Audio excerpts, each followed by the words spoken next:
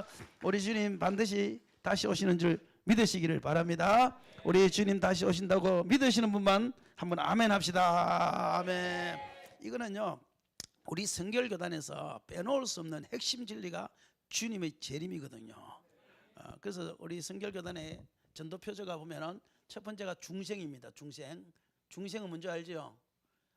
중생은 거듭났다, 구원받았다 그 말이에요. 그러니까 첫 번째 무조건 예수 믿고 구원받아야 된다. 교회 다니면서 구원 안 받으면 안 된다. 이게 우리 중생이라는 말은 다시 태어났다는 말이거든요. 니고데모에게 사람이 거듭나지 않으면 하나님 나라 갈 수 없다. 예수 믿어서 영이 다시 살아나야 된다. 이전에 죽었던 너의 영이 다시 살아나야 된다. 그래야 천국 갈 수 있다. 그렇게 이야기했거든요. 그러니까 저와 여러분이 죽었던 영이 다 살아났으니까 다 거듭난 거 믿으시기를 바랍니다. 그리고 난 다음에는 끝나느냐? 아니다. 성결해야 된다. 성결.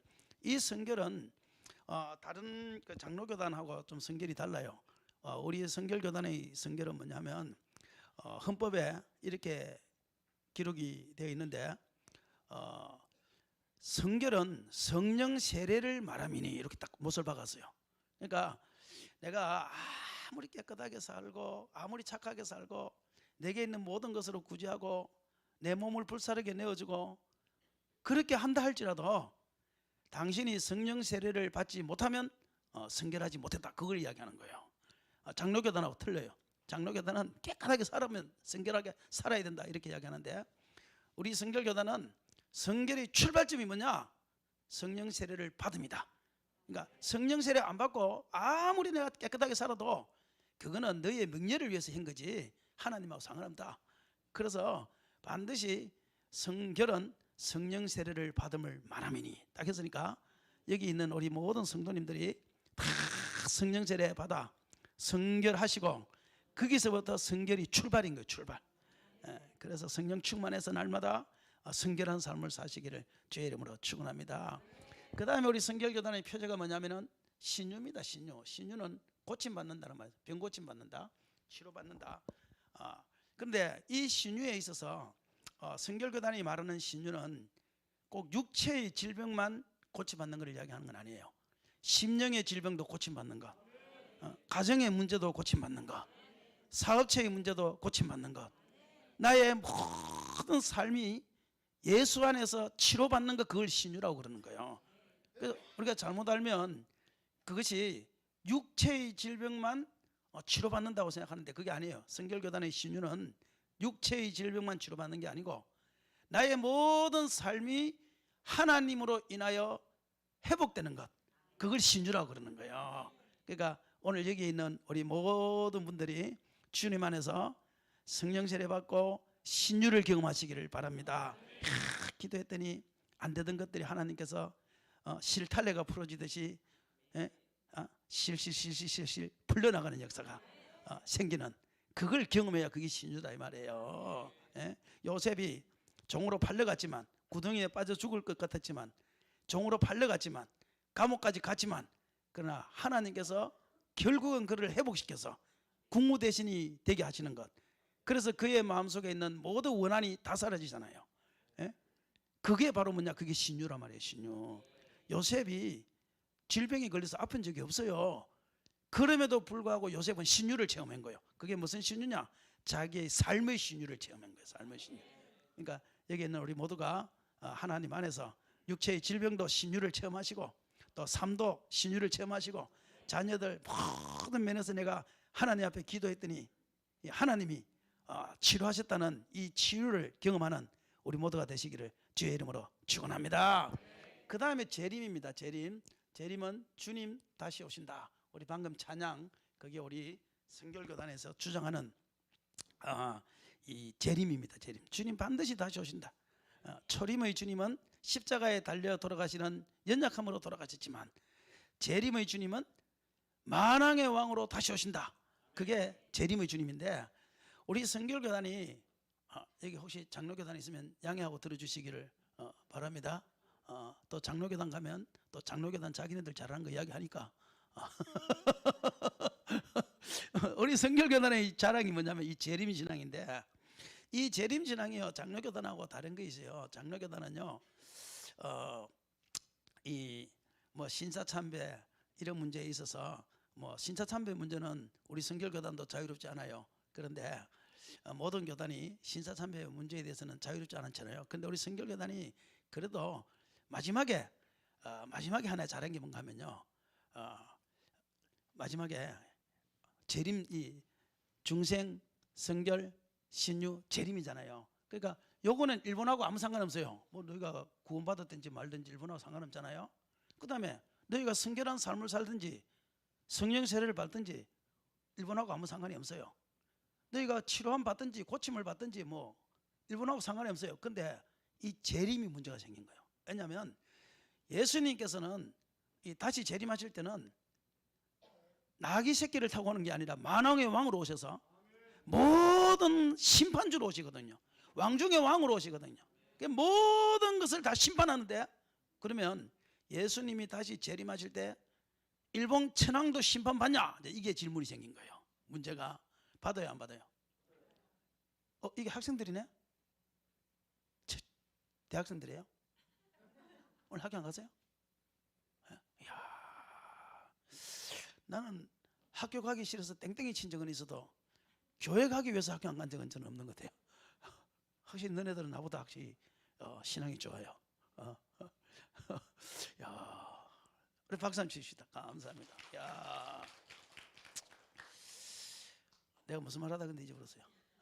그래서 만왕의 왕으로 오시면 오시는 건 좋다는 애들이 기독교 신앙이니까. 그런데 만왕의 왕으로 심판자로 오시면 일본 천황도 심판받냐? 이게 질문이었어요. 그래서 우리 성결교단에서 의논을 했어요. 야, 일본 천황 이거 쟤들이 지금 퇴집 잡으려고 지금 이거 질문을 하는 건데, 이게 심판을 안 받는다 그러면 예수님을 재림의 주로 인정을 안 하는 것이 되고, 심판을 받는다 그러면 쟤들이 틀림없이 우리 교단을 괴롭힐 건데 어떻게 하냐. 그래서 회의가 열렸는데 우리 믿음의 선조들이 일본 천황도 심판받는다 딱 이렇게 이야기한 거예요. 일본 천황도 열애가 없다. 하나님의 심판대 앞에는 열애가 있을 수 없다. 일본 천황도 하나님의 심판대 앞에 서서 예수 안 믿으면 지옥 간다. 당당히 선포해가지고, 그래? 진짜냐? 그러니까 진짜대. 일본 천황이 심판받냐? 당근이다. 그래가지고 그때는 노당근 거야 되는데 당근이다. 이래가지고 괜히 그래서 그러면 너네들 예배 드리지 마라 해가지고요 성결교단을 전체 성결교단을 다 폐쇄시키는 거 아니에요. 한 교회도 남기지 않고 전체 성결교단, 재림을 주장하는 모든 성결교단을 전체를 전부 다 싹 다 문 닫혀가지고 우리 성결교단이 폐쇄돼가지고 없어졌던 교단이거든요. 그때는 참 그게요 가슴 아픈 일이었는데, 지금은요 그래도 그것이 하나의 이 훈장이 돼가지고, 그래도 일본 천황이 예수 재림을 주장해서 폐쇄된 교단 너네들 있냐 이거야 내가 하는 말이. 그래서 우리 교단이 재림신앙 때문에 폐쇄되었던 그런 교단이 성결교단이에요. 아멘. 그러니까 자랑스러워 하시기를 바랍니다. 신사참배할 때는 다 모든 교단들이 뭣도 모르고 했다가 나중에 재림신앙 때문에 정신 차려가지고 우리 교단이 그래도 그때 이제 가서 바른 말을 했어요. 바른 말을 해서 폐쇄를 당했어요. 그리고 일본이 망하고 난 다음에 다시 성결교인들을 모아서 시작됐던 교단이 우리 성결교단이다. 거기에 대한 자부심을 가지고 사시기를 바랍니다. 오랫동안 우리 한 번 더 합시다. 오랫동안 고대하던 177장 자꾸 왔다 갔다 하려니까 힘들지요. 그래도 오랫동안 고대하던 177장 한번 합시다. 다시 한번 해봅시다. 아까 너무 빨랐어요. 조금만 천천히. 오랫동안 고대하던 천녀왕국 이를 때 주의 신부 공중으로들 올라가겠네. 항상 깨어 기도하면서 준비합시다. 우리 주님 세상 다시 오시네. 우리 주님 세상 다시 오시네. 할렐루야 주님 다시 오시네. 악한 마귀 결박하고 세상 다스리시려. 할렐루야 다시 오시네. 그때 모든 성도들의 기도 응답되리니 하나님을 모르더니 천지간에 없으리. 질병간신 고통 눈물 없이 하시네. 우리 주님 세상 다시 오시네. 우리 주님 세상 다시 오시네.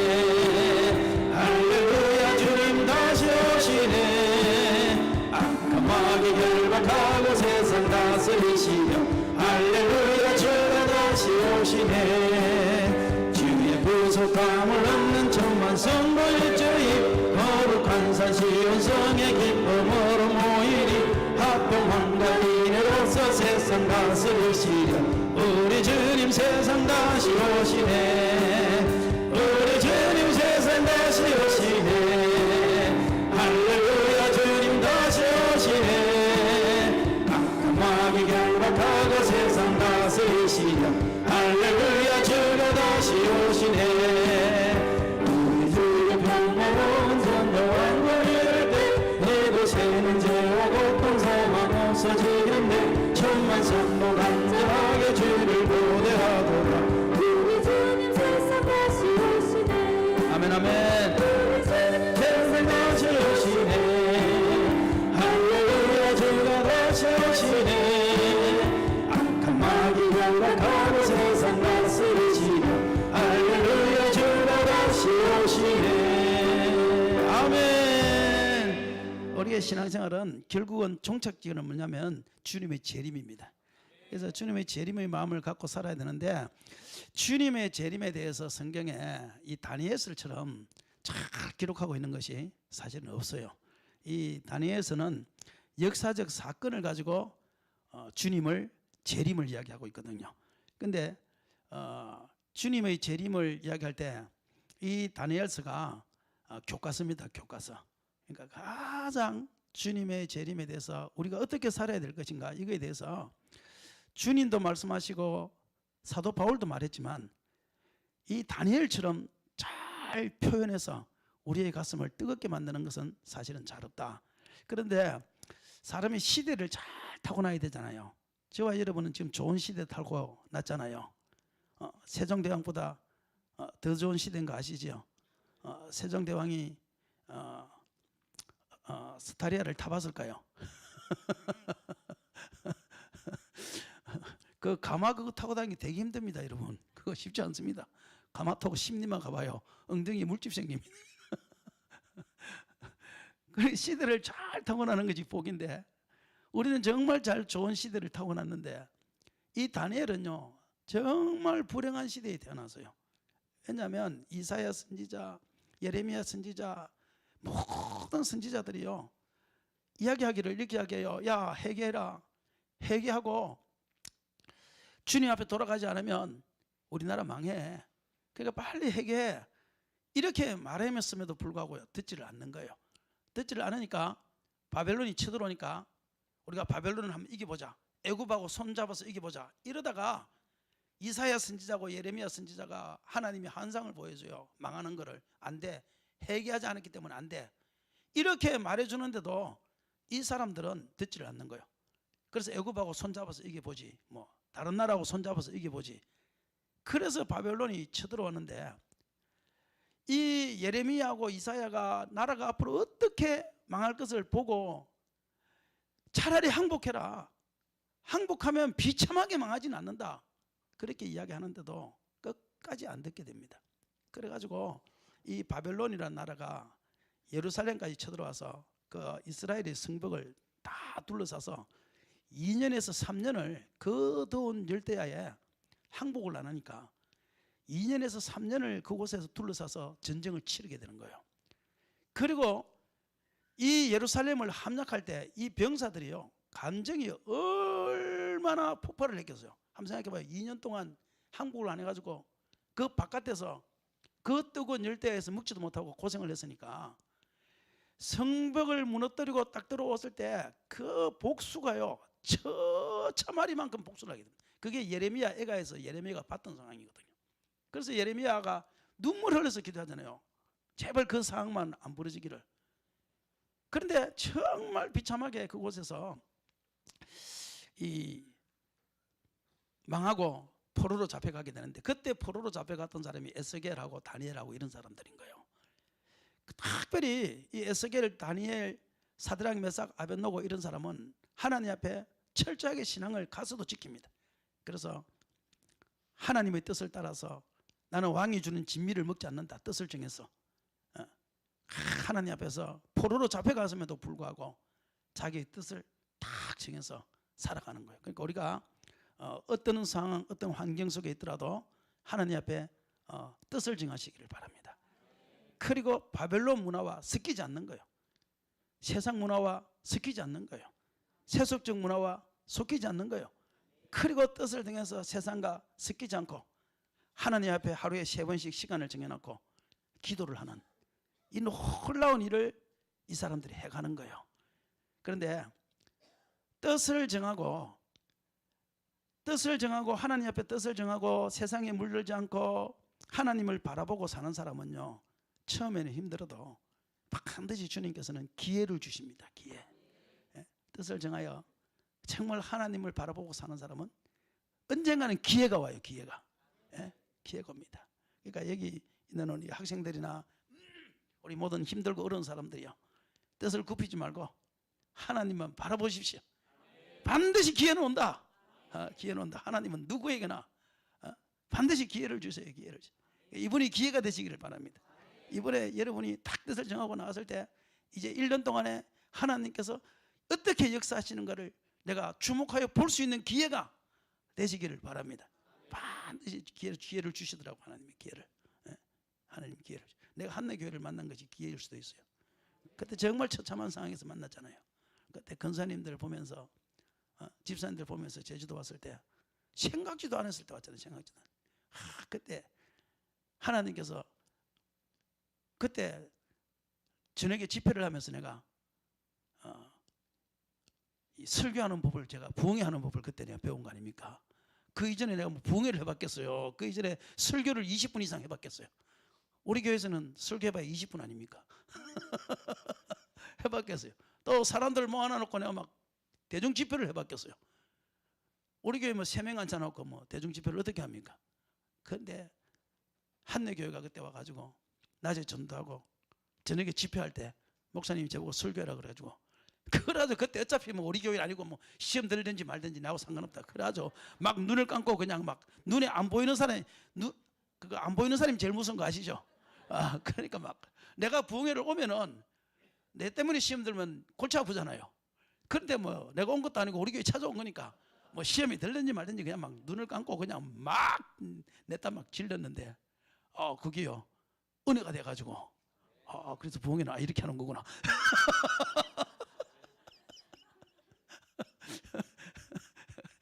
그래서 배운 거 아닙니까? 그러고 나서 이제 차 안에서 이제 하기 시작하면서 이게 점점 풍성해진 것 아닙니까, 여러분? 그러니까 하나님께서는요, 내가 뜻을 정하고 하나님과 내가 세상과 섞이지 않고 하나님이 내가 기뻐하는 그런 삶을 살겠다 딱 작정하고 가는 사람은요, 하나님께서는 반드시 기회를 주신다는 것을 믿으시기를 바랍니다. 그 다니엘에게도 기회가 딱 찾아왔어요. 어떤 기회가 찾아왔는가 하면은 느부갓네살 왕이 자다가 꿈을 꿔요. 자다가 꿈을 꿨는데 막 희상하고 이상한 막 꿈을 꿔요. 일어났는데도 잠이 안 오는 거예요. 그거 꾸고 나서 막 가슴이 막 철렁 내려앉고 막 신장병 환자처럼 막 두근두근하고 겁이 나니까요. 세상에 무슨 이런 꿈이 있지, 이런 꿈이 있지. 막 겁이 나가지고 무서워가지고 하나님이 꿈을 꾸게 하니까. 그래서 신하들을 불러요. 신하들을 불러서, 야, 너네들 말이야, 내가 지난밤에 꿈을 꿨는데 희귀망청하고 꿈 꿨어. 왕이시여 말씀하시옵소서, 우리가 듣겠나이다. 딱 하니까 왕이요 이렇게 이야기해요. 야, 너네들 말이야, 내가 꿈을 이야기해서 너네들이 해석을 했는데 그게 앞으로 100년 후에 일어날 일입니다 이래버리면 내가 맞는지 틀린지 어떻게 아냐? 맞잖아요. 그러니까 그건 안 되고, 너네들이 정말 신비한 사람이라면 그 꿈을 먼저 이야기해봐. 너네들이 꿈을 맞추고 거기에 대한 해석을 하면 내가 너네들이 하는 말을 믿을게. 딱 이러는 거예요. 그러니까 아니 왕이시여 그런 적이 없습니다. 요셉도 보십시오. 왕이 꿈을 말해서 맞췄지. 왕의 꿈을 말이라니 그게 말이 됩니까? 미치는 거죠. 근데 왕은요 너무너무 심각해가지고 야 지금부터 그 꿈을 맞추지 못하면 다 잡아 죽인다. 이렇게 공포를 합니다. 하니까요 다니엘과 사드락과 메삭, 다니엘도 죽을 위기에 딱 처해 있는데 그때 다니엘이요 사드락과 메삭과 아벳노고한테 카톡을 보냅니다. 사드락이 딱 앉아있는데 까똑, 메삭 아벳노고도 앉아있는데 까똑 이래가지고 바빠 죽겠는데 또 무슨 까톡이 왔나 해가지고 까톡을 보니까 다니엘이 보낸 까톡이에요. 그래서 딱 보면서 야 큰일 났다, 죽게 생겼다. 이 꿈을 모르면 우리 다 죽게 생겼는데 오늘 밤에 내가 철회하면서 기도할 거니까 너네들도 기도해달라. 우리 합심하여 좀 기도해서 이 꿈이 뭔지 맞추게 해달라 하고 이제 중보기도를 요청하지요. 그 중보기도는 비상기도인 줄 믿으시기를 바랍니다. 힘이 있는 줄 믿으시기를 바랍니다. 급할 때 사드락 메삭과 아벳노고에게 카톡을 보내가지고 서로 긴밀하게 연결해서 그날 밤에 다니엘이 하나님 앞에 가서 기도를 하는 거예요. 밤새도록 하나님 도와주세요. 하나님 도와주세요. 지금 우리 다 죽게 생겨서 그랬는데 그 뜻을 정하여 하나님 뜻대로 살겠다는 다니엘을 하나님이 죽일 수 있겠습니까? 그 밤에 그 느부갓네살 왕이 꾸었던 꿈과 똑같은 꿈을 하나님이 그대로 꾸게 하는 거예요. 그걸 보게 되는 거예요. 그래서 그 다음날 가서 느부갓네살 왕 앞에 가서 왕이여 내가 왕의 꿈을 맞추겠습니다. 그러니까 그래? 너 진짜지? 진짜입니다. 하나님께서 만군의 여호와 하나님께서 왕이 꿨던 그 꿈을 나에게 보여주셨습니다. 그렇게 이야기하는. 그래서 그 꿈이 뭐냐 하고 딱 말하니까 혹시 그거 준 그거 있나요? 그래서 그 꿈이 뭐냐 딱 하니까 지금 이 꿈이란 말이에요. 큰 거대한 신상이 있는데 머리는 뭐로 되는가 하면 머리는 금으로 되어 있는 거. 금으로 머리가 대가리는 금으로 되어 있는 거예요. 그 다음에 팔하고 가슴은 무엇으로 되어 있냐? 은으로 되어 있는 은으로. 그 다음 이 허벅지하고 이 넓적다리하고까지는 뭐가 되어 있냐? 노처로 되어 있는 노처로. 동으로 되어 있는 거. 동으로. 그 다음에 이 발은 무엇으로 되어 있느냐? 두 발인데 두 발은 철로 되어 있는 거예요. 발가락은 무엇으로 되어 있냐 보니까 발가락은 철하고 진흙이 섞여 있는 거예요. 10발가락은. 그래서 이 다니엘이 하는 말이 왕이요 지금부터 내가 말하겠습니다. 왕은 큰 신상을 보았습니다. 그러니까 왕이 깜짝 놀래가지고 다니엘아 맞다 그래 이제는 됐으니까 해석해봐. 그러니까 왕이시여 잠시만 기다리세요. 뭘 그렇게 급합니까? 이제는 큰 소리 치는 거지요. 큰 소리 치면서 만군의 여호와가 앞으로 일어날 일을 말하고 있으니까 조금만 기다려보세요. 그래 기다려볼게. 이야기해봐. 머리는 금으로 되어 있는 걸 보셨고 가슴은 은으로 되어 있는 것을 보셨고 허리와 넓적다리는 철로 되어 있는 것을 보셨고 이 다리는 철로 되어 있는 걸 보셨고 발가락은 철과 진흙으로 되어 있는 것을 왕이 보셨나이다. 그러니까 맞다. 내가 그것을 봐서 그것을 보고 그냥 가슴이 두근두근해서 미칠 것 같아. 이제 해석을 해줘. 그러니까 다니엘이 이렇게 해석을 해요. 왕이여 이것은 앞으로 이 세상에 일어날 일을 만군의 여호와 하나님께서 왕에게 왕을 사랑하여 미리 보여주신 것입니다. 이 일은 앞으로 일어날 일입니다. 그러면서 이렇게 해석을 합니다. 머리가 금인데 머리가 금인 것은 머리가 금으로 되어 있고 가슴은 은이가 있는데 이 해석이 뭐냐면은 왕의 시대는 금과 같은 시대입니다. 그래요. 그러니까 이 금과 같은 시대는 바벨론인 거예요. 바벨론의 시대는 뭐와 같다? 금과 같은 시대다. 그리고 왕의 시대는 금과 같은 시대입니다. 그래서 하나님께서는 왕을 영광스럽게 앞으로 세상을 잘 다스릴 수 있도록 부귀영화를 주실 것입니다. 그런데 왕의 시대가 영원하지는 않습니다. 앞으로 왕께서 돌아가시고 먼 훗날 언제인지는 알지 못하지만 그때 왕보다 못한 그러한 나라가 나타나서 은과 같은 시대가 이루어질 것입니다. 그리고 그 다음에 녹과 같은 시대가 이루어지고 그 다음에 철과 같은 시대가 이루어지고 그 다음에 철 플러스 진흙과 같은 시대가 이루어질 것인데 이렇게 해석을 하는데, 그리고 난 다음에 어떤 현상이 생기냐면 하늘에서 큰 조그마한 돌멩이 하나가 뱅글뱅글 돌더니만 그 돌멩이가 금을 친 것도 아니고, 그 돌멩이가 은을 친 것도 아니고, 그 돌멩이가 놋을 친 것도 아니고, 그 돌멩이가 발가락 10발가락을 때려버리니까 이 신상, 거대한 신상이 그냥 우르르 한 방에 다 무너져 가지고 이 세상에 금도 은도 놋도 철도 다 없어지고, 그 조그만한 돌멩이 하나가 점점 커지더니 물이 바다를 덮은같이 온 세상을 다 덮은나이다, 그렇게 이야기하는 거예요. 그 이야기가 뭐냐면, 이게 해석이 이렇습니다.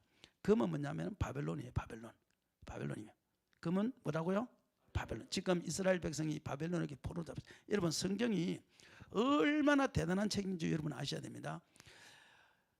아수르란 나라 우리 모르시는 분은 없잖아요. 아수르 나라 없죠. 다 알잖아요, 그죠? 그런데 아수르란 나라가요, 1800년대까지는 지구상에 없던 나라인 거 아세요?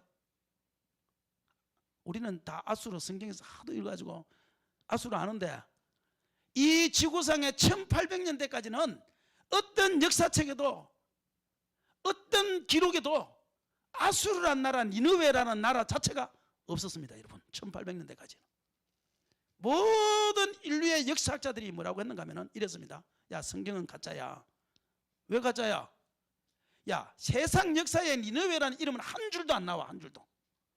니느웨라는 그 큰 나라가 세상을 다 지배했다면 어떻게 그 나라가 한 줄도 안 나올 수 있냐? 그게 말이 되냐? 그게 세상 역사책에요, 니느웨, 아수르라는 나라가 한 줄도 안 나왔거든요. 그래서 성경학자들이 골치 아팠습니다. 야, 이게 아수르라는 나라, 이게 왜 성경이 들어가가 있는데 세상 역사에는 한 줄도 안 놓냐? 이게 애굽이라는 나라도 나오고 다 노는데 왜 아수르라는 나라가 안 노냐? 이 큰 나라가.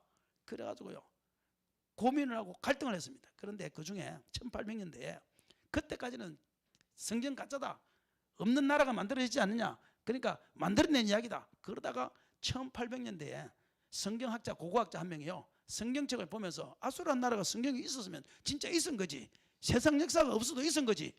할렐루야. 그 생각을 하게 됐어요. 그래서 성경책을 가지고 아수르라는 나라가 어디 있는지를 성경책을 가지고 연구하기 시작했습니다. 그리고 아수르가 가면 이쯤 있겠구나. 그래서 고고학을 가지고 땅속을 파기 시작했는데, 세상에 수십 년을 연구하던 끝에 그곳에 아수르가 흙에 덮여가지고 땅속에 잠겨 있은 거 아닙니까? 그래가지고 그걸 다 끄집어내가지고 보니까 흙에 잠겨 있었기 때문에요, 아수르 유물이 그대로 다 있는 거예요. 하나도 빠짐없이 그대로 아수르 유물이 발견이 된 거예요. 그게 1800년대예요. 그러니까 2000년 동안 아수르라는 나라가 이 지구상에 존재도 안 했습니다. 존재도 안 했어요. 존재도. 성경에만 존재하던 나라였어요. 그런데 1800년대에 레이어라는 학자가 그걸 딱 발견해가지고 아수르를 딱 찾아내서 대형 박물관에다 그걸 갖다 놨는데, 제가 이번에 대형 박물관 갔다 왔거든요. 대형 박물관에 그동안은요, 바벨론의 유물이 제일 많았고 애굽의 유물이 제일 많았는데, 지금은 대형 박물관에 제일 많은 유물이 아수르 유물입니다. 아수르 유물. 할렐루야. 그래가지고 심지어는 성경책에 아수르 왕 불이라는 이름이 한문 딱 나와요. 불이라는 이름이 한문 나오는데, 아수르 유물이 그쪽 왕족 족보가 발견이 됐는데, 거기 보니까 아수르의 왕 불 딱 나오는 거예요. 한 박수 치셨어요. 박수. 이야, 그래가지고 세상학자들이요, 그 다음부터는 아짜는 말도 못하겠어. 아짜.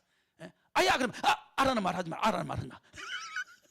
야, 너 아프지 않아? 아라는 말 하지 마. 아라는 말 하지 마. 아수르의 아짜만 오면 경기를 합니다. 지금까지. 왜? 주인애들이 성경 가짜라고 그랬거든. 그거 가지고.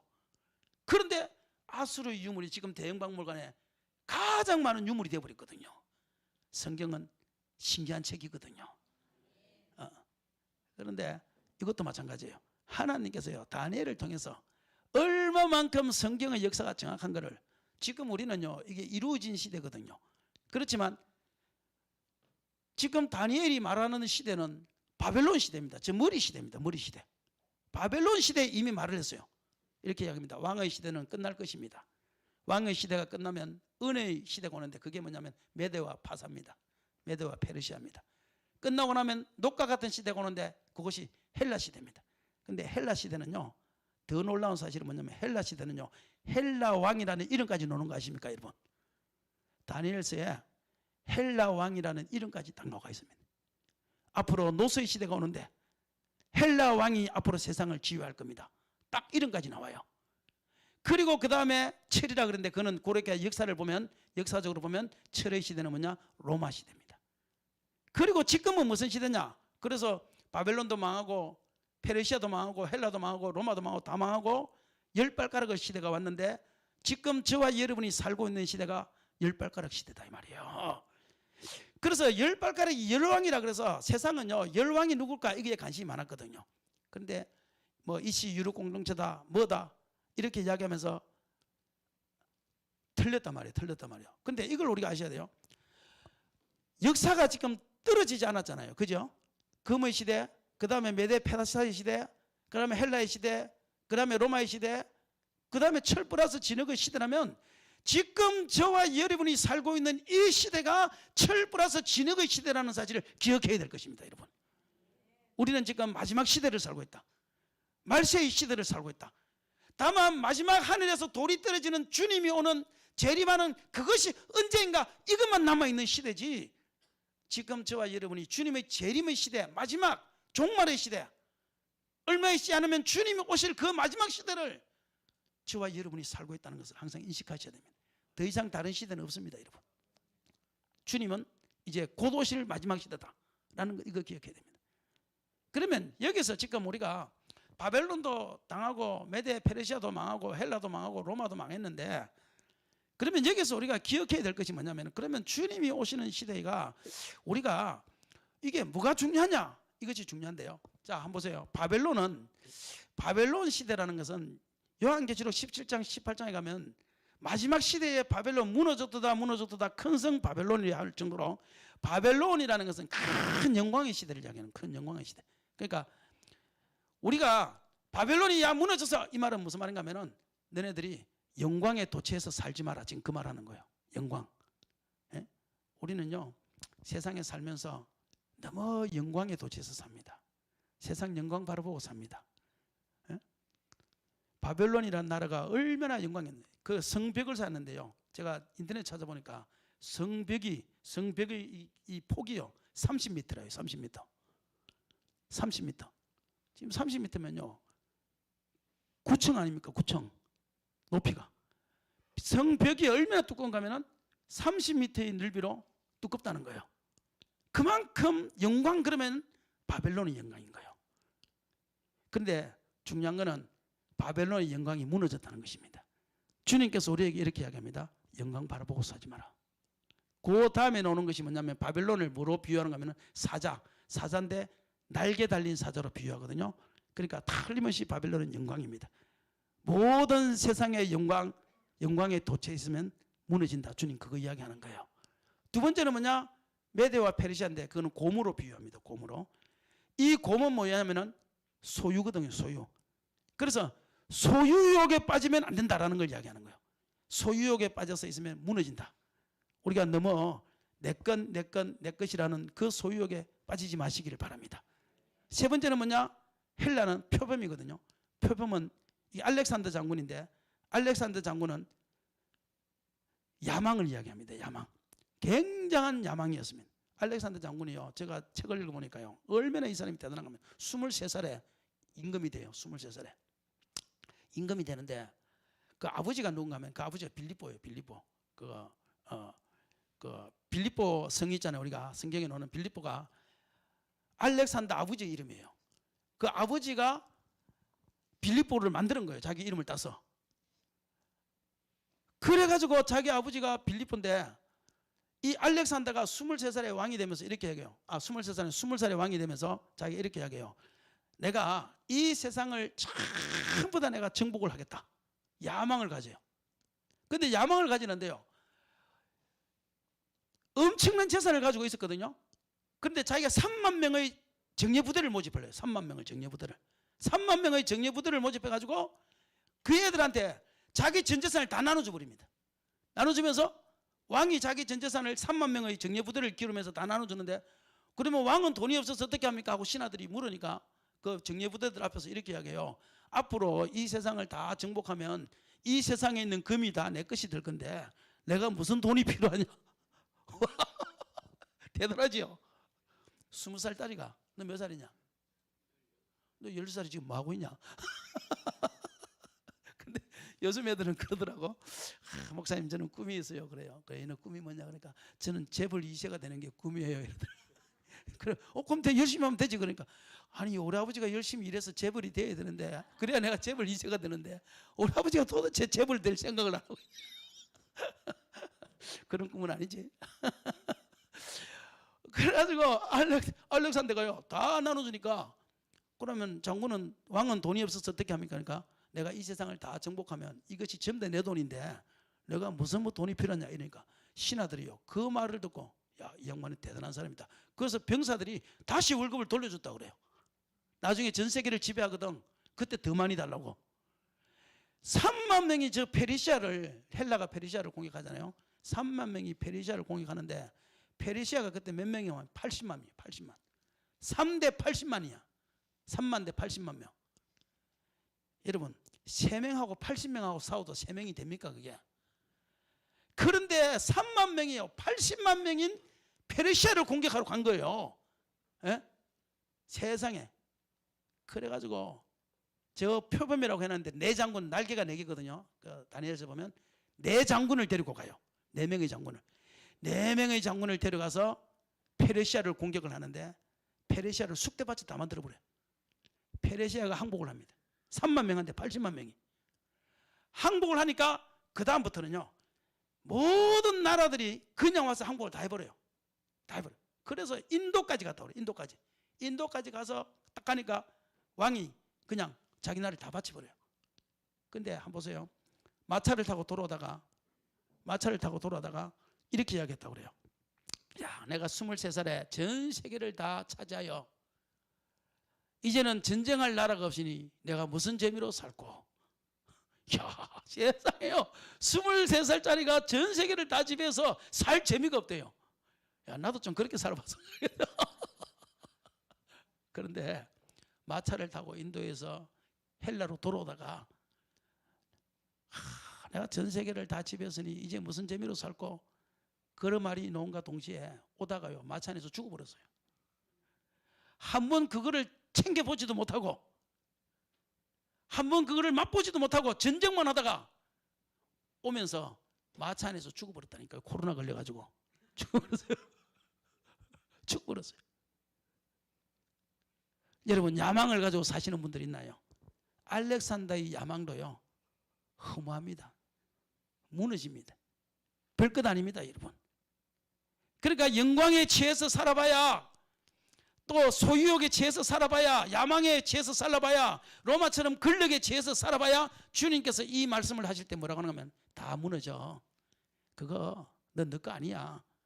그거 가지고 너 못 살아. 너의 시선은 누구를 바라봐야 되느냐? 저 돌의 나라를 바라봐야 돼. 돌의 나라를 바라보는 자만이 모든 것을 가질 수 있어. 주님 이렇게 이야기하는 거예요. 그러므로 저와 여러분이 이 땅에 살면서요 하나님이 때로는 소유도 주시고 때로는 명예도 주시고 때로는 권력도 주시고 다 주시지만 그것을 바라보고 사는 것이 아니라 그 가운데서도 다시 오실 주님의 나라를 바라보고 사는 것, 그것이 신앙이다. 이게 다니엘서가 우리한테 가르쳐 주는 거예요. 다니엘서 역사가 다 이루어진 것처럼 주님께서 이제 다시 오실 그 역사만 안 이루어진 거예요. 나머지는 다 이루어진 거예요. 그렇다면 저와 여러분도 지금 이 시대에 누구를 바라봐야 되냐? 주님의 나라를 바라봐야 된다는 거예요. 주님의 나라를 재림을 바라보는 거, 이거에 대해서는요 저는요 참 이게 우리나라에 오신 선교사들을 보면서 저는 대단하다고 생각해요. 왜냐하면 한번 보세요. 사람이 살 때에 찬양 한번 더 하고 합시다. 주님 고대가 한번 더 합시다. 오랫동안 고대하다.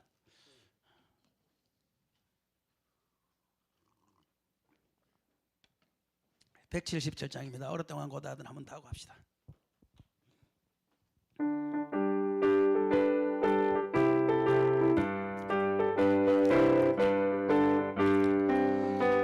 오랫동안 고대하던 전여 왕국이 이를 때 주의 신부 공중으로 들려 올라가겠네. 항상 깨어 기도하며 어서 준비합시다. 우리 주님 세상 다시 오시네. 우리 주님 세상 다시 오시네.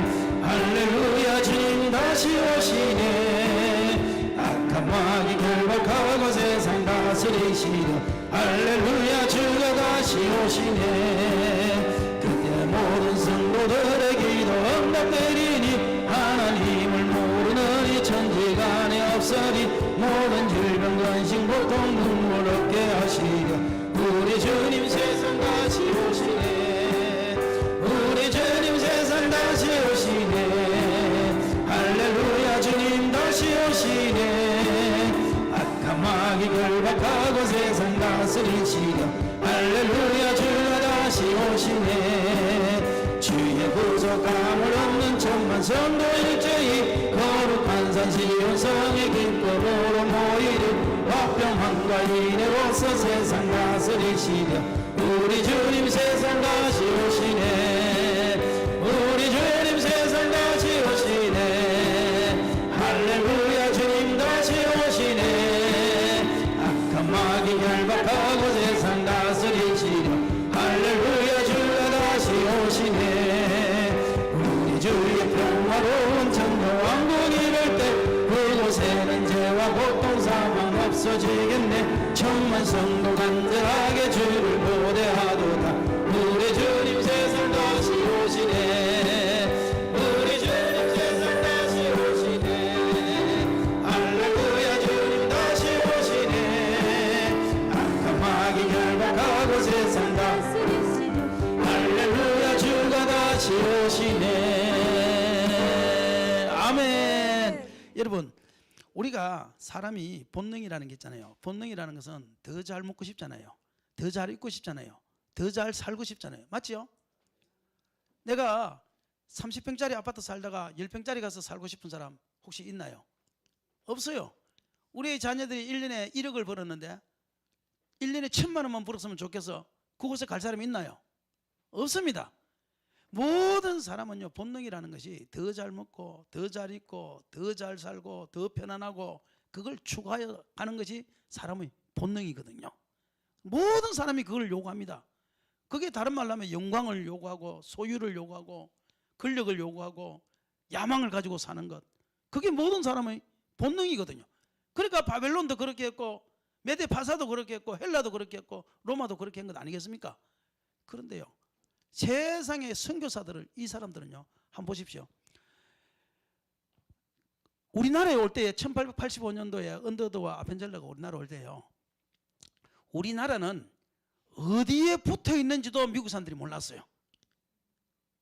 한국까지 오는데 40일 이상이 걸렸어요. 배 타고 오는데 엄청나게 먼 거리였습니다.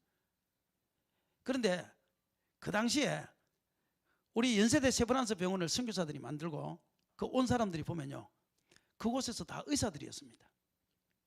의사, 그것도 그냥 의사가 아니고 신학대학교 의대 학장, 부학장 이런 사람들도 있었고요. 그리고 미국에서요, 잘 사는 것 5% 이내에 살던 사람도 있었습니다. 세상에 한번 생각해 보세요. 그곳에서 잘 사는 사람이, 잘 먹고 잘 사는 사람이 우리나라에 와가지고, 그 당시에는 집이나 뭐 있었습니까? 먹을 거나 있었습니까? 이 땅까지 와서 자기의 자식들을 이곳에서 양아진 가서 다 묻혀다.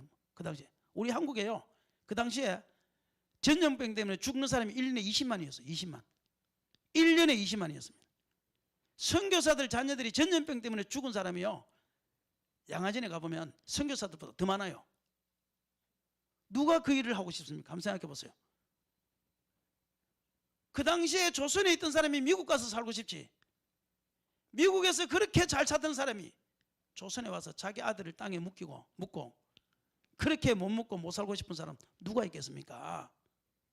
그런데 선교사들은요, 그 모든 것을 다 포기하고요, 이 조선까지 와서 이곳에서 자기의 생명을 묻은 것 아닙니까?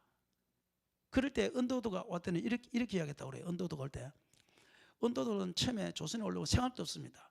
왜냐하면 조선은 어디 있는지도 몰랐고, 조선은 인도보다 가난했고, 조선은 중국보다 필리핀보다 훨씬 가난한 나라였기 때문에 사람들이 인도로 선교를 가려고 했지 조선으로 올라가는 사람 한 명도 없었습니다. 그런데 조선으로 가겠다고 언더우드가 딱 작정을 했을 때 사람들이 이렇게 물었어요. 언더우드 보고, 야, 당신 말이야, 조선이 어디 붙어 있는 줄 아냐? 그러니까 몰라, 어디 있는지 몰라. 어떻게 알겠어? 한번 본 적도 없는데. 뭐 지도에나 나와 있는 것도 아니고. 조선 몰라.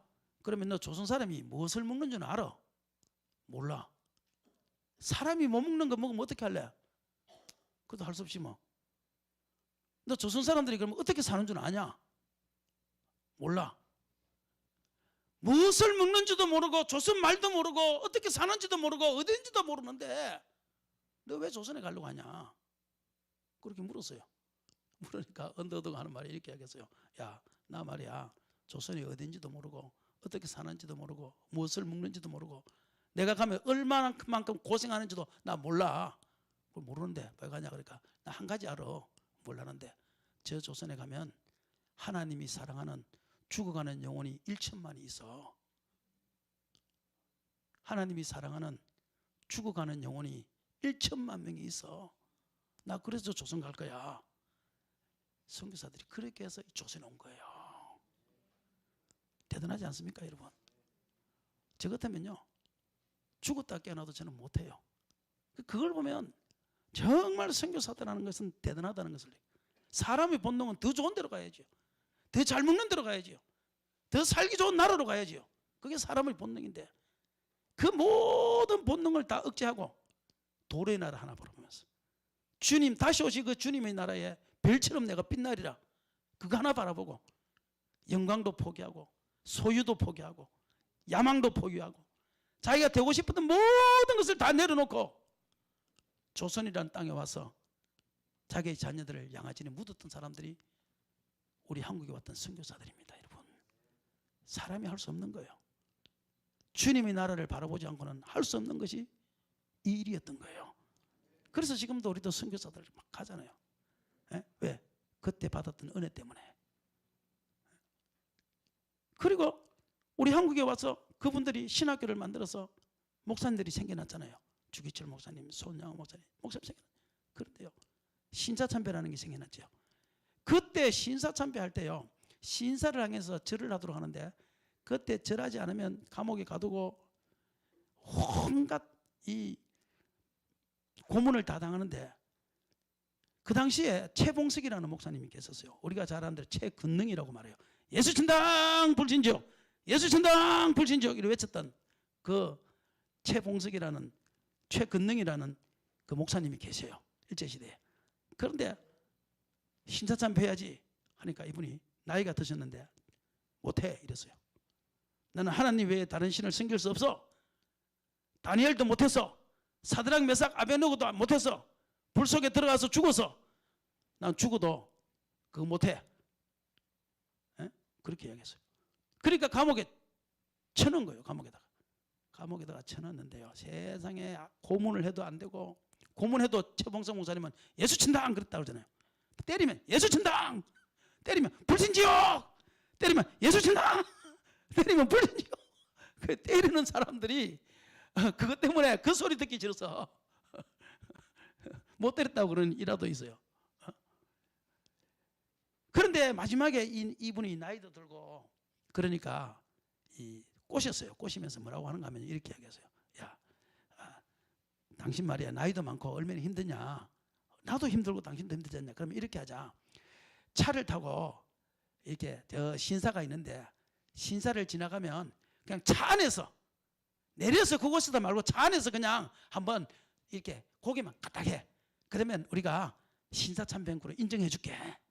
일본 사람이 그렇게 꼬셨어요. 꼬셔서 우리 같으면요, 그 정도는 해볼까? 이런 생각. 누구 보는 사람도 없잖아요. 누가 보겠어요? 아무도 안 보잖아요. 그러니까 그렇게 해볼까 하는데 이 최근능 목사님은요, 안 돼! 말도 안 되는 소리 하지 마라. 끝까지 그들과 싸우는 거야. 그래서 나중에 어떤 식으로까지 회유를 하는가 하면요, 교도소에 앉혀놓고 밥을 먹고 있잖아요. 밥을 먹고 있는데 그 밥을 먹는데 밥을 먹으면 고기를 숙여야 되잖아요. 밥상에다가 밥을 놔면 이렇게 이렇게 놔면 그러면 앉아서 밥상에다가 밥을 시키면 그 앞에다가 그 일본 천황의 그 그 초상화를 걸어놨을 테니까 그럼 너는 절하지 말고 그냥 밥만 먹어. 그럼 우리 그거 인정해 줄게. 그렇게 이야기한 거예요. 그 정도는 좀 협상할 만하지 않나요? 어때요? 나 같으면은 좀 기다려봐. 내가 한번 생각해 볼게. 이게 뭐 손가락 뽑히고 발가락 뽑히고 도저히 못 견디겠는데 뭐 나중에 교회 가서 다시 회개기도 하면 되지 뭐. 내가 뭐 절한 것도 아니고 이거 밥 먹은 건데 사람의 마음이라는 게 그 정도는 협상이 될 것 같아요. 제 생각으로는. 여러분 안 그런가요? 눈이 보니까 지금 그건 절대 안 돼요. 절대 안 돼요. 목사님 말도 안 되는 소리 하지 마세요. 지금 그는. 이분이요. 그 소리를 딱 듣는 순간에요. 40일 금식 기도를 해버렸습니다. 이야. 그러면서 이런 말을 해요. 그분도 그렇고 주기철 목사님도 그렇고 내가 한 번 하고 회개기도 하면 된다고? 그런데 이 마지막 10발가락의 시대에 내가 주님을 부인하는 그 순간에 주님이 오라면 내가 주님이 오시면 내가 뭐라고 말할 것인가? 내가 고개를 어떻게 들 수 있겠는가? 지금 내가 밥을 먹다가 그때 주님 오시면 내가 주님 앞에 무슨 말을 할 것이냐? 신하는 충절이 필요하고 아내는 정절이 필요한데 나는 하나님 앞에 신하로서 나는 충절을 지킨다. 야, 그래서 최근덕 목사님은요 감옥에서 40일 금식 기도를 해가지고 몸이 악화돼가지고 바깥으로 나와서 돌아가셨어요. 그래서 우리나라 순교자 이름에 최봉석이라고 그분이 이름이 적혀 있는 것입니다. 심지어는 전라도에 가면요 목에 돌을 묶어서 죽은 사람도 있고 우리 제주도에 가면 땅을 파서 그 속에다가 생매장 시켜서 죽였던 사람도 있습니다. 그분들이요 순교하고 고문을 이겼던 이유는 딱 한 가지입니다. 주님께서 돌의 나라가 오면 그 돌이 물이 바다를 덮은 같이 다 덮을 건데 그 돌의 나라가 오면 내가 부끄럽지 않으려고. 그래서 그들은 영광도 바라보지 않고 자기의 소유도 바라보지 않고 자기가 어떤 꿈을 가졌든지 그 야망도 바라보지 않고 자기가 권력욕도 가지지 않고 오직 주님의 나라 하나 바라보고 그들은 그 어려운 시대를 이겨나갔던 것입니다. 다니엘도 그렇고 사드락도 그렇고 메삭도 그렇고 아벳느고도 그렇고. 여러분 우리의 신앙이 이길 수 있는 방법은 딱 하나입니다. 돌의 나라를 바라봐야 돼요. 사람이 왜 타락하는 줄 아십니까? 주님의 나라에서 눈이 떨어지기 때문에 타락하는 것입니다. 마지막까지 내가 주님의 나라 이제 오늘이라도 주님 오시면 나는 이 세상 끝난다. 그런 마음 가지고 내가 주님의 나라에서 시선이 떨어지지 않는 사람은 이길 수 있습니다. 타락하지 않을 수 있습니다. 영광에 도취되지 않을 수 있습니다. 그러므로 우리 여기 있는 한내교회 모든 성도님들이 마지막까지 주님 다시 오실 때까지요 내가 아프고 정말 힘들고 좀 물질이 없어도 세상 사람이 나를 좀 멸시해도 그거 바라보지 마시고 우리의 시선은 오직 주님의 나라 돌의 나라 그거 하나 보고 산다면 주님께서 오실 때 우리 눈에서 눈물을 씻겨주시고 잘했다 칭찬하시는 그러한 신앙이 될 겁니다. 그러한 신앙이 될 겁니다. 지금 우리가 10발가락의 시대 마지막 주님이 오실 그 시대를 말세지 말을 우리가 살고 있다는 것 저와 여러분이 항상 기억해야 됩니다. 말세지 말의 시대에 우리가 살아가야 자세는 깨어서 기도해야 됩니다. 주님께서 정신 차리고 깨어 기도해라 그랬거든요. 말세지 말에 우리가 기도하지 않으면요 마귀가 우는 사자와 같이 삼킬 자를 둘 찾는다 그랬거든요. 그 주기철 목사님이 감옥에서도 기도할 때 하나님 이 고문을 이길 수 있는 사람 아무도 없습니다. 나를 데려가 주세요 할 때 그분의 기도문을 한번 보시라니까요. 최근덕 목사님이 밥을 먹으면 그냥 절행고로 인정해 주고 그때 40일 금식 기도를 그냥 해버리잖아요. 이길 수 있는 능력이 어디서 나느냐면 기도에서 나거든요. 우리가 영광을 이길 수 있는 힘이 우리에게 없습니다. 여러분 소유욕을 이길 수 있는 힘이 우리에게 없습니다. 여러분 아무것도 이길 수 있는 힘이 우리에게 없습니다. 오직 그것은 주님의 나라를 바라볼 수 있는 그 능력은 어디서 나타나는 거면 기도에서 나타나기 때문에 저와 여러분이 정신을 차리고 깨어서 만물의 마지막이 가까웠으니 정신을 차리고 깨어서 기도하라. 그래서 저와 여러분이 이 말세에 정신을 차리고 우리가 기도하시기를 바랍니다. 그리고 성경에 또 이렇게 해가지고 마태복음 24장 25장 거기 보면 두 사람이 맷돌을 갈다가 한 사람은 올라가고 한 사람은 남아있고, 두 사람은 잠을 자다가 한 사람은 올라가고 한 사람은 남아있고, 두 사람이 뭐 하다가 맷돌 가다가, 두 사람이 뭐 하다가 잠을 자다가, 한 사람은 가고 한 사람은 남고, 두 사람이 여기에 같이 예배를 드리다가 한 사람은 가고 한 사람은 남아요. 그렇게 된다 그 말이에요. 무슨 말인가 하면은 주님 오실 날이 가까웠다고 해서 내가 다미 선교회처럼 산속에 가서 돌을 닦고 있어야지 그때 주님 안 만납니다. 맷돌 갈다가 잠을 자다가 교회에서 네 할 일 하면서 봉사하면서 주님을 기다리라, 지금 그 이야기 하는 거예요. 많은 사람이 주님 온다 주님 온다 그러면요, 기도원 가서 살아야지. 그래서 맨날 기도원 가서 기도하면서 사는 사람이 있어요. 정신 차려 이 친구야. 다미 선교회 때 보세요. 다 산속에 가서 그냥 지네들끼리 살잖아요. 주님이 그때 오든 안 오든 주님께서 하시는 말씀은 뭐냐? 두 사람이 맷돌을 갈다가, 두 사람이 잠을 자다가, 맷돌 간다는 게 뭐냐? 자기 일을 하다가, 자기 사업을 현장에서, 자기 교회 안에서 셀 리더로서 살다가, 셀 원으로서 살다가, 거기서 주님 만나는 거예요. 거기서 최선을 다해서. 왜 두 사람이 맷돌을 가는데 한 사람 가고 한 사람 남아있는 줄 아십니까? 왜 두 사람이 맷돌 간다? 저는 그거 압니다. 왜 그런지. 우리 딸이 어릴 때 물건을 들고 갔거든요. 물건을 딱 둘이서 이렇게 들어가면 지가 도와준다고 옆에서 가시더잖아요. 맞지요? 너는 안 도와주냐 우빈아? 엄마가 무거운 물건을 들면 너가 옆에서 들어서 같이 들고 가주지. 엄마 내가 도와줄게 그러죠. 그러면 이제 둘이서 물건을 딱 들고 가요.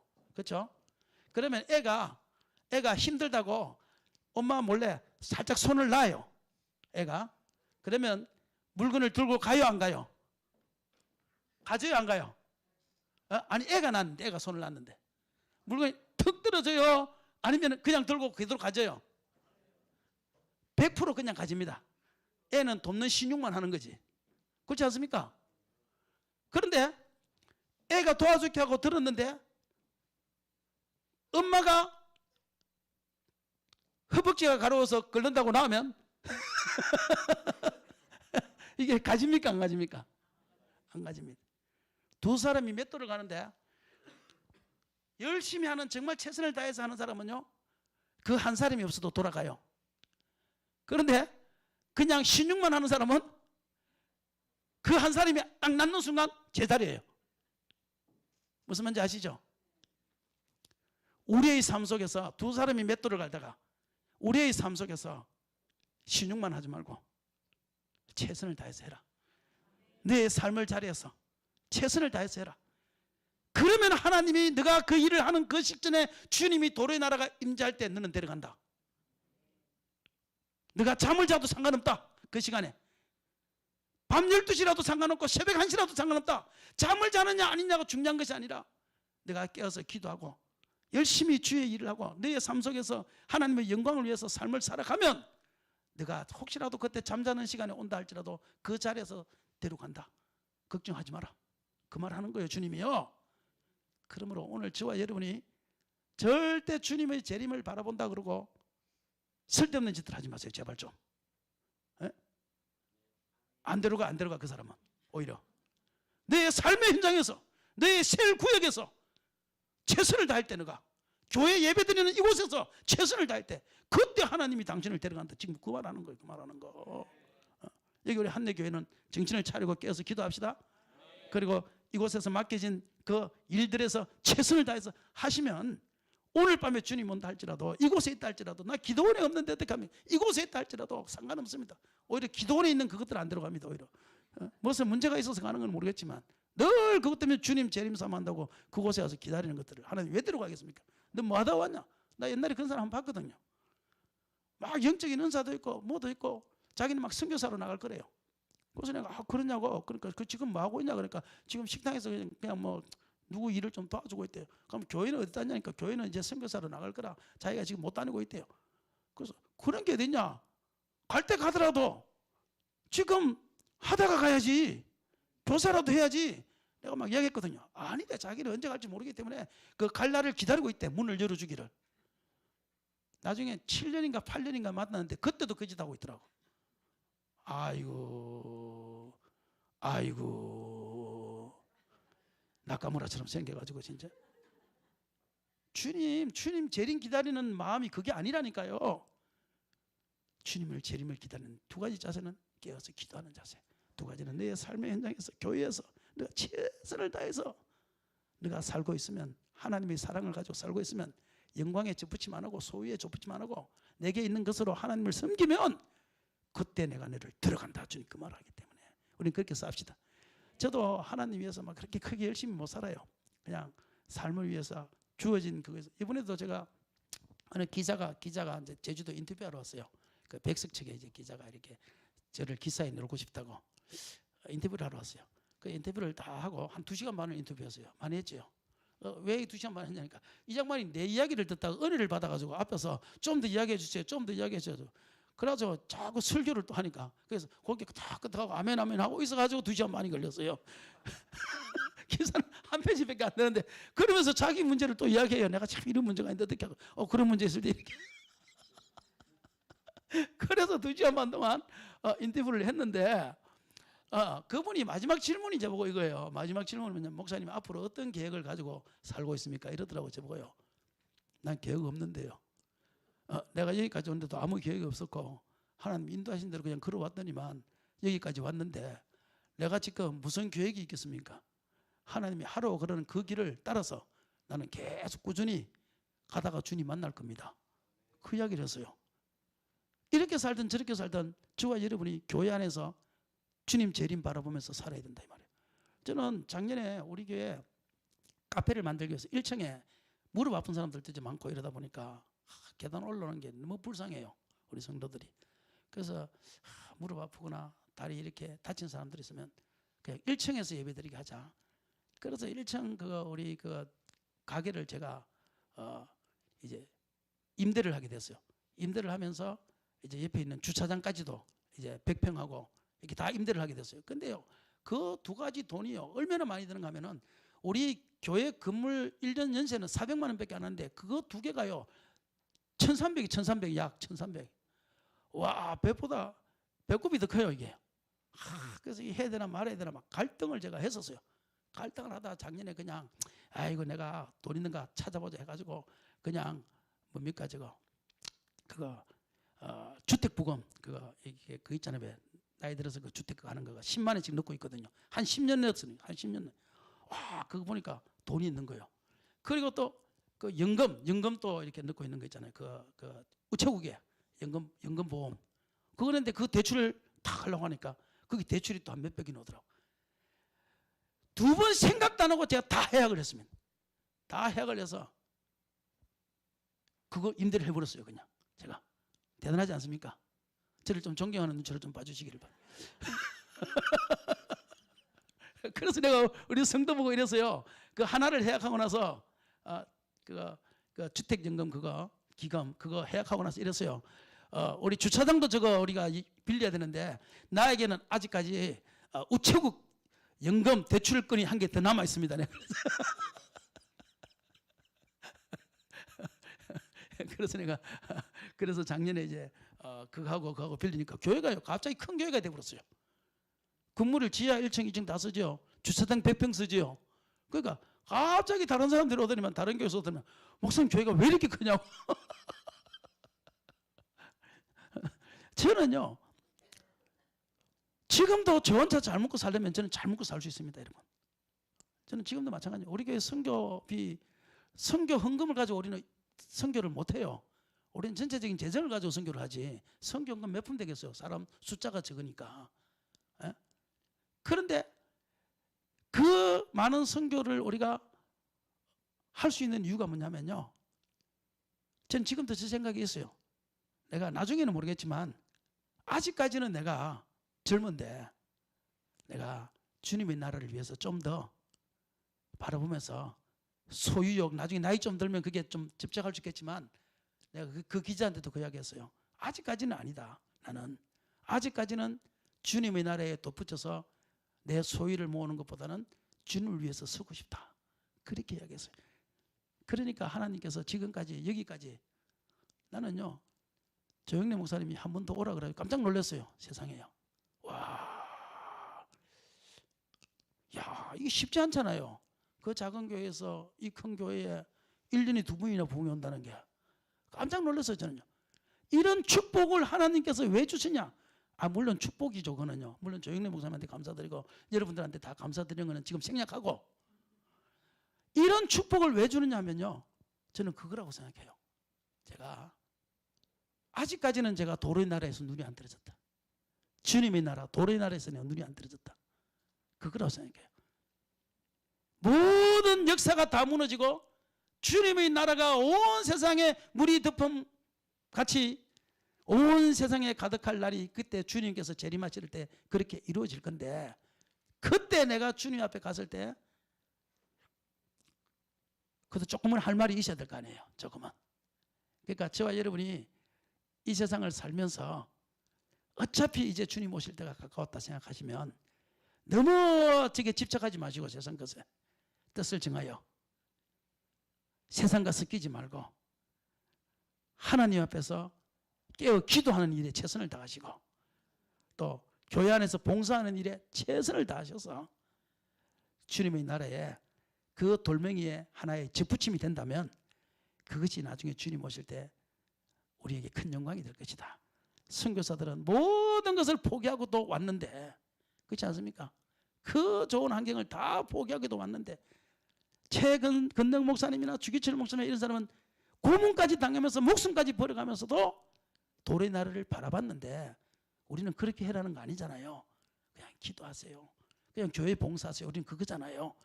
이 좋은 시대에 주님의 나라에서 눈이 떨어진다면 그것이 더 큰 불행이다. 그렇게 기억하시고 저와 여러분이 마지막 때까지 주님의 나라를 바라보면서 달려가는 우리가 되기를 주의 이름으로 축원합니다. 아멘. 아멘. 우리 한번 다시 한번 불러봅시다. 우리 주님 다시 오실 때까지 한번 불러봅시다. 주님 다시 오실 때까지. 누가 마이크를 좀 잡아주세요. 네. 주님 다시 오실 때까지.